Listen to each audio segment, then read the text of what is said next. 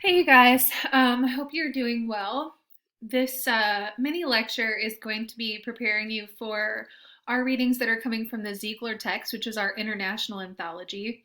The reason I picked this international anthology is because for two reasons. One, I wanted to make sure that we covered some international authors and not just American authors like the Anne Charters text covers, but also because these are extremely short texts. And in being shorter, they deviate from the standard storytelling techniques that we've discussed so far. They obviously embody some of those things as well, but they deviate too. So as we move forward in the semester now, we're going to be looking at these, as I'm calling them, deviations, these literary deviants that are stories, but they look different or have different shapes from stories that we've seen before. So you'll see here in this, it's a reappropriated PowerPoint from my creative writing classes where I teach experimental writing. That we're going to talk about prose, poetry, and experimentation, and this idea of bending identities. So jumping into it, we've created some clear boxes throughout the semester where we talk about genre and fiction being a major genre, nonfiction being another genre, and poetry being another genre. Within fiction, we've discussed classic storytelling, traditional storytelling. We've looked at horror. We've looked at adaptation and fairy tales. These are all different boxes, and we put things in boxes because well, at least in literary analysis, because it helps us understand the meaning. So literary criticism, we've talked about the feminist critique so far and psychoanalytic criticism. Those rely a lot on convention or the ways that certain genres do things to come to their conclusions. So if we know that a traditional story, has a Freytagian arc where it works towards the climax and then finishes with a denouement, then we can, better interpret, the different stages of the narrative. Obviously, not all stories have clear-cut narratives, and stories deviate, not just in content, but the way they're presented on the page.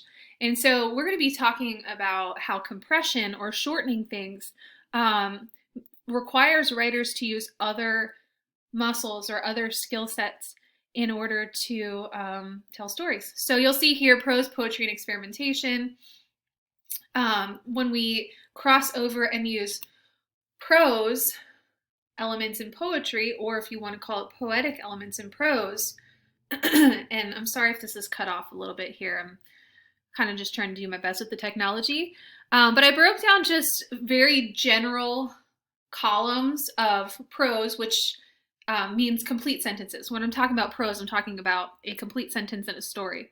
And poetry is in verse, usually has line breaks, sometimes has stanzas where you have groups of lines.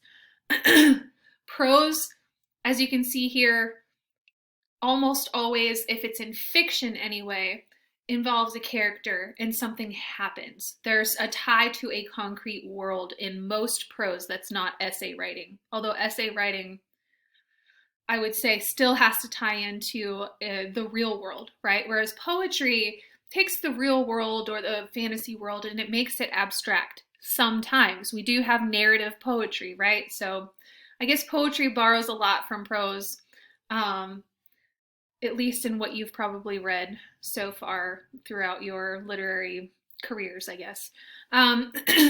Poetry focuses on the experience. Prose looks a lot at logic, and so the end of a story, a reader looks at a story and says, how does the sum of all these parts add up?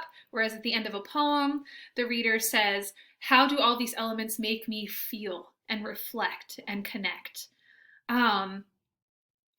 Where these cross over is when we come to compression.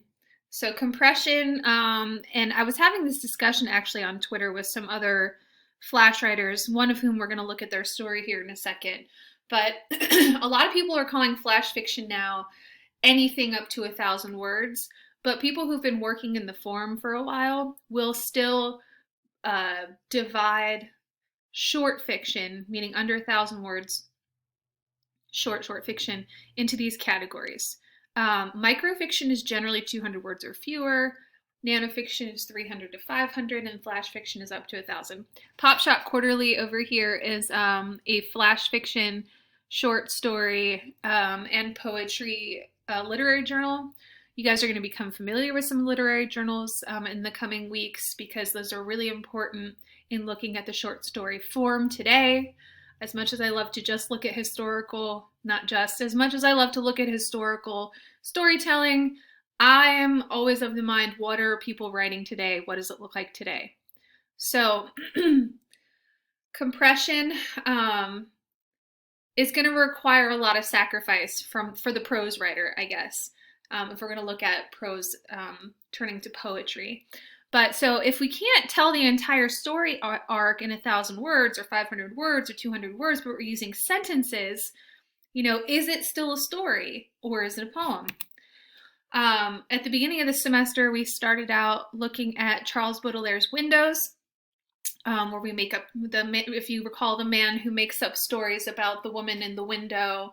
And I use that as a segue into us talking about how we are walking translators of stories. We turn things into stories. This is that same author. So this was written in the early 1800s. It's called Be Drunk, and I'll read it to you. Be drunk. You have to be always drunk. That's all there is to it. It's the only way. So as not to feel the horrible burden of time that breaks your back and bends you to the earth, you have to be continually drunk. But on what? Wine, poetry, or virtue, as you wish, but be drunk. And if sometimes on the steps of a palace or the green grass of a ditch, in the mournful solitude of your room, you wake again, drunkenness already diminishing or gone, ask the wind, the wave, the star, the bird, the clock, everything that is flying, everything that is groaning, everything that is rolling, everything that is singing, everything that is speaking. Ask what time it is, and wind, wave, star, bird, clock will answer you. It is time to be drunk. So as not to be the martyred slaves of time, be drunk, be continually drunk, on wine, on poetry, or on virtue as you wish. So this is probably about 150 words. I haven't counted it, but that's what it looks like to me, which would qualify it as a microfiction, maybe a nano if it gets up to 200, but I think it's about 150 words. So what's going on here? Why is this a story or is it a poem? Well, if we look at poetic elements being figurative language is defined as language that is used unconventionally, right? So that means words doing what they wouldn't literally do. So for instance, in the middle of the page here, we have everything that is groaning, everything that is rolling, everything that is singing, everything that is speaking.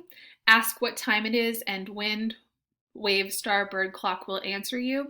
The clock doesn't answer with words, right? So this is where we're using figurative language. To feel the horrible burden of time. There's no physical sensation. Well, I guess that's arguable, but the physical sensation of that burden is not what this writer's getting at. It's a psychological and emotional sensation because it's not a physical burden that's actually going to bend you to the earth. That is figurative language, right?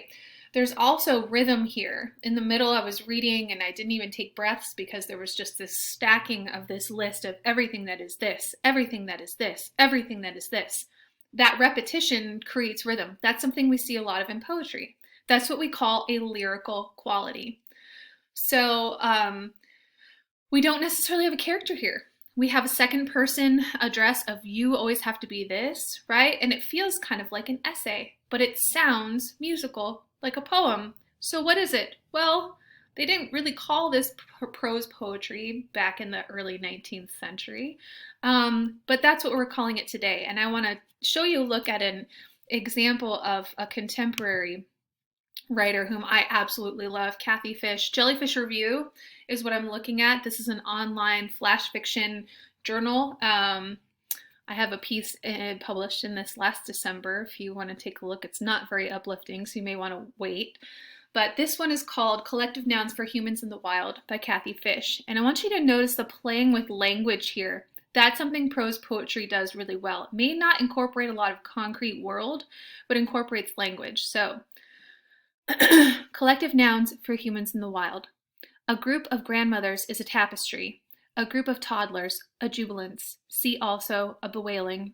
A group of librarians is an enlightenment. A group of visual artists is a bioluminescence. A group of short story writers is a Flannery. A group of musicians is a band. A resplendence of poets, a beacon of scientists, a raft of social workers. A group of first responders is a valiance. A group of peaceful protesters is a dream. A group of special education teachers is a transcendence. A group of neonatal ICU nurses is divinity. A group of hospice care workers, a grace. Humans in the wild, gathered and feeling good, previously an exhilaration, now a target. A target of concert goers, a target of moviegoers, a target of dancers. A group of school children is a target. Um, so as you can see here, we have complete sentences. So it's being written in prose, right? But this repetition and even the layout on the page has a lot of poetic qualities to it.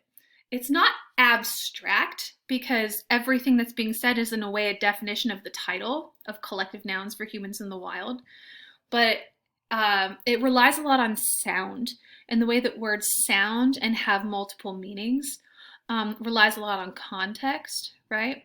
If you guys like this, I would suggest reading more of her work. Kathy Fish is just absolutely amazing. But sorry. But so what you guys are going to be doing as you move into the readings for this week in the International Anthology, you're going to be selecting one of those readings, and your reading response is going to be focused on where you see the poetic elements in the prose. What makes that piece prose poetry? Now, I've been focusing on prose poetry, and then I used the word flash fiction a few times. I'm totally fine with using both. I usually see flash fiction, though, as having a narrative arc. And that's pretty much what publishers are looking for in the differentiation. Prose poetry uses sentences for the poetry. Flash fiction uses narrative and character. I don't care which you decide you want to focus on. Depends on which story you choose.